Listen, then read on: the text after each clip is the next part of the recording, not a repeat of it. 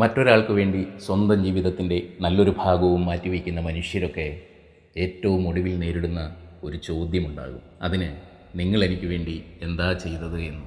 ജീവിതത്തിൽ ഒന്നിനും കണക്ക് സൂക്ഷിക്കാത്ത സാധു മനുഷ്യരൊക്കെ ആ ചോദ്യത്തിന് മുന്നിൽ ഉത്തരം പറയാനില്ലാതെ അടിയറവ് പറയും. എൻ്റെ ജീവിതം ഞാൻ ബലി കഴിച്ചു എന്ന് വേണമെങ്കിൽ ആ മനുഷ്യർക്ക് പറയാം. പക്ഷെ ഒരിക്കലും ആരും അതിന് തയ്യാറാവില്ല. അഥവാ അങ്ങനെ പറഞ്ഞാൽ ഒരു മറുചോദ്യം അവരെ കാത്തിരിക്കുന്നുണ്ടാവും. അതൊക്കെ ഞാൻ പറഞ്ഞിട്ടായിരുന്നു എന്ന്. എത്രയെത്ര ഇടങ്ങളിൽ ഈ ചോദ്യം നമ്മൾ കേട്ടിരിക്കുന്നു. ആ ചോദ്യത്തിന് മുന്നിൽ തലതാഴ്ത്തി നിൽക്കുന്ന എത്രയെത്ര മനുഷ്യരെ കണ്ടിരിക്കുന്നു. ആ ചോദ്യം അതൊരിക്കൽ എല്ലാവർക്കും നേരെ ഉയർന്നു വരും.